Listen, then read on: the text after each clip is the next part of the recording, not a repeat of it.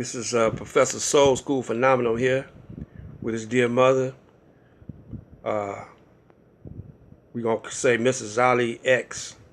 That was her name during the time when she was attending the Nation of Islam. And we're going to go all the way back to the 40s. On the book, the MGT book, it had 1948. But we're going to go back a little bit before that when my uncle, and we call him Uncle Lump, but what was his name, Mom, in the... He was Lloyd X. Lloyd X. Mm-hmm. Can you tell me how that whole scenario took place? How did you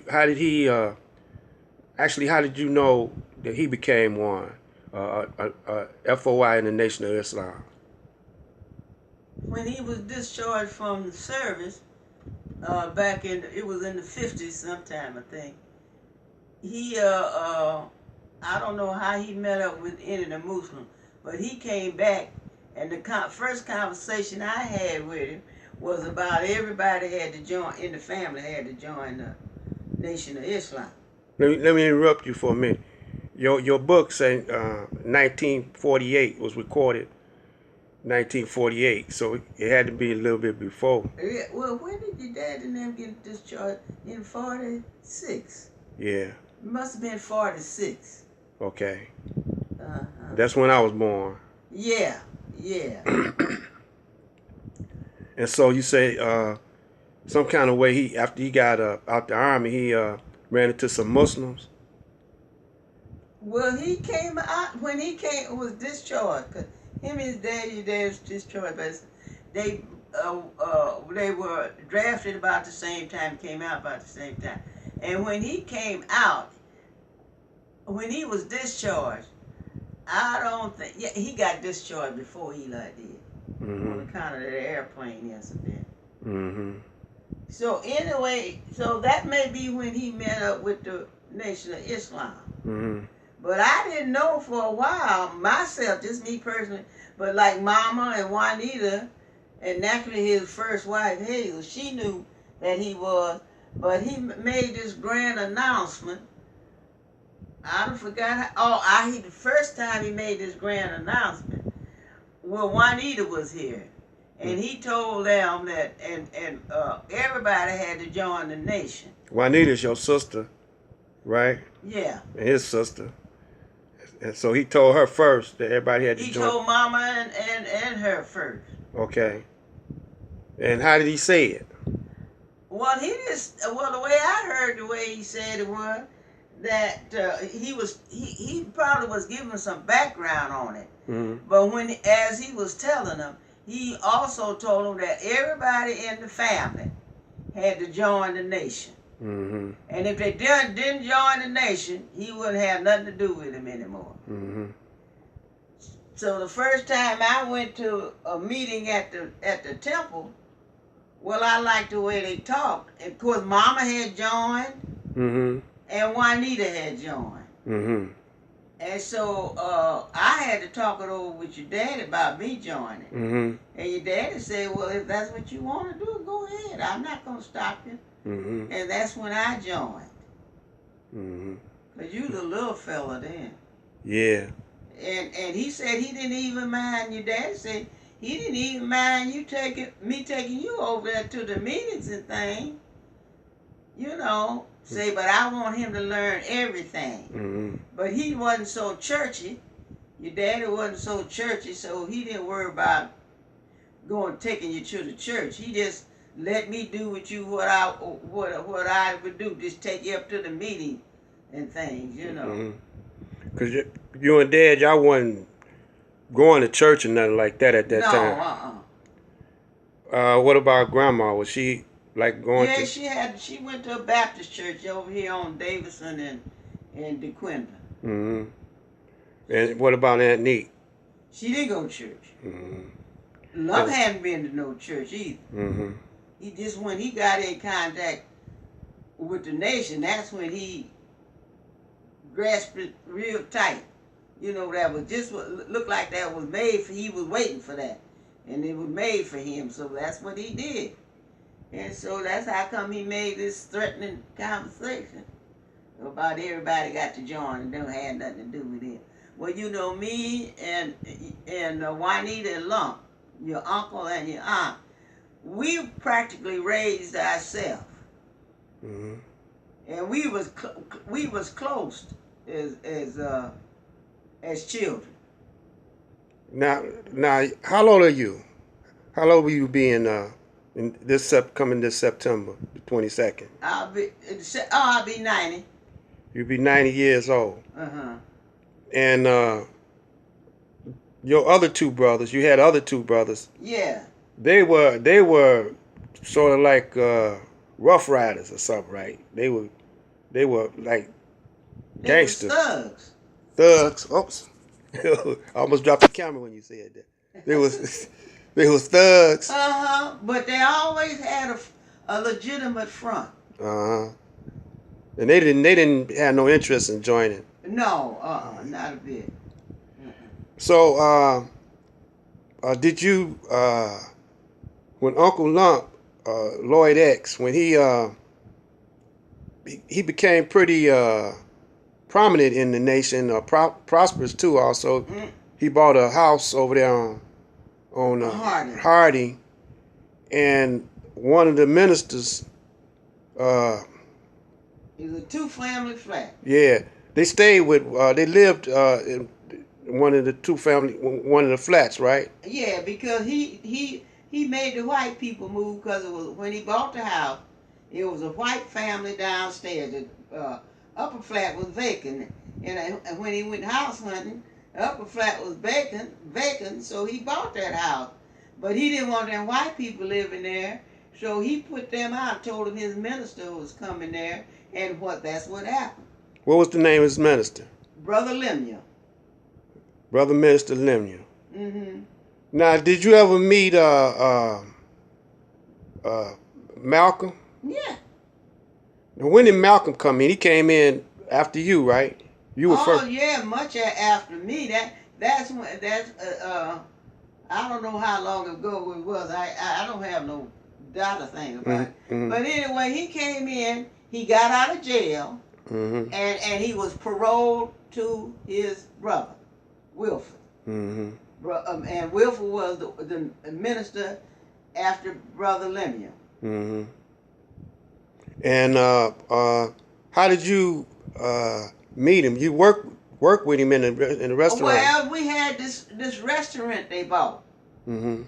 And I worked there as a cashier, and he was like the odd man there, maintenance man. Mm-hmm. He did things around there, washed the windows, mopped the floor, did all that kind of stuff. But we had a brother that did all the cooking, and I was the cashier, and the brother that did the cooking did the waiting on.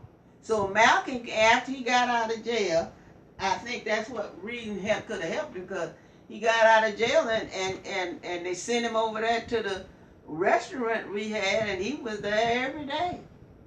Now, this is Temple number 1, right? Right. Where was that located at that time? It was over there on Russell and Farnsworth. Okay. And where was the restaurant? On Westminster. Mm-hmm. And you lived. Your residence was in the Black Bottom, right? Somewhere, what they call the Black Bottom. We lived on. No, I think we lived on Wilkins for a while. Mm-hmm. And then, but we lived with rooming with your grandmother, your daddy's mama. Over there on Kirby. On Kirby. Mm-hmm. And then when Eli decided that he wanted to be in where we'd have more room, where we wouldn't be in that one bedroom all together. That's when he went looking for. First, he got an apartment. Your dad did. Mm-hmm. And then after he got an apartment, he got 1 or 2, and then he found that place down on Wilkins. It was a flat down on Wilkins. Mm-hmm.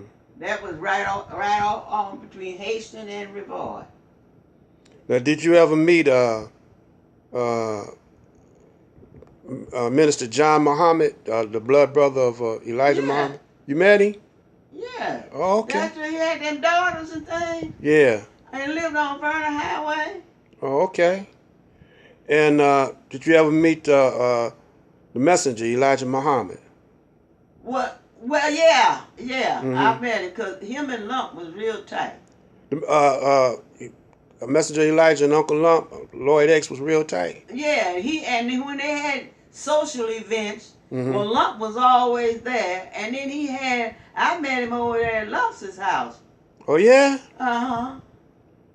Because he was talking about one of the prophet's brothers had a mental problem. Mm-hmm. And the prophet was telling us about it. And he said he prayed and asked Allah to show him what was wrong with his brothers. Mm-hmm. The one that had the mental problem. And just like I'm sitting here, well, the prophet say Allah showed him. He showed him, it was a big mess of snakes. And that's what his brother seen all the time. With these visions, in his own mind, that run him crazy. Well, he was in a surrounded by snakes, all kinds. Yeah. And he said that's what's wrong. And I never did hear. I don't know what happened to brother, the minister's brother, but that's what he was talking at that time that I was up there having dinner with all the rest of them. That some of the brothers and some of the sisters was up there in Lump's house. When he had a meal. That's when they asked him about where was our beginning as the original people. And that's when he said that he did like this with a glass. And he said, we have no beginning and no ending. And he would talk, well, naturally, we always be sitting there. I'd have forgot a lot of it. Yeah, it'll come back to me now and then, but since you questioned me, some of the things did. Yeah. And you and Malcolm X's brother, y'all kind of was acquainted. Y'all knew each other too, right? Malcolm's brother. Yeah, Wilford. Wilford. Yeah. Wilford, and then the younger one, with your cousin Gwen. They had one named Wesley. Well, him and Gwen was going together. That's my aunt. That's your sister, Gwen. Yeah. No, that's my cousin. That's your niece. That's my niece. Yeah, right. And Juanita didn't want. I don't know why. Juanita didn't want Gwen to have to be married to him. So she stopped her from going with it. Wow.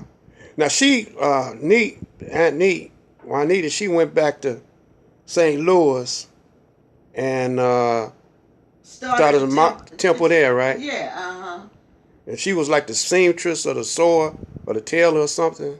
Yeah, she was seamstress. But I think the way she got, she didn't start the mosque, the mosque there in St. Louis, but with her in with the people and all the ministers and things and from Detroit and the other thing and all, that's why they started the first minister that was there in St. Louis. Juanita let him come to her house to have a meeting. And I never did know too much about it, but that's the one they started there in St. Louis, and she was deeply involved in it then. Well, we're going to wind this segment down. This segment is called Temple Number 1, The Beginnings.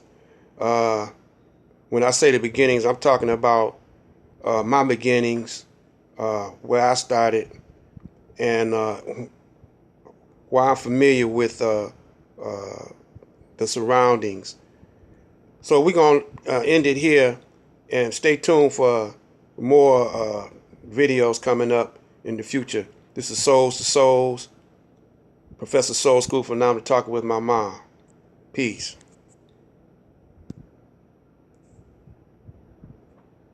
Okay, Mom, that was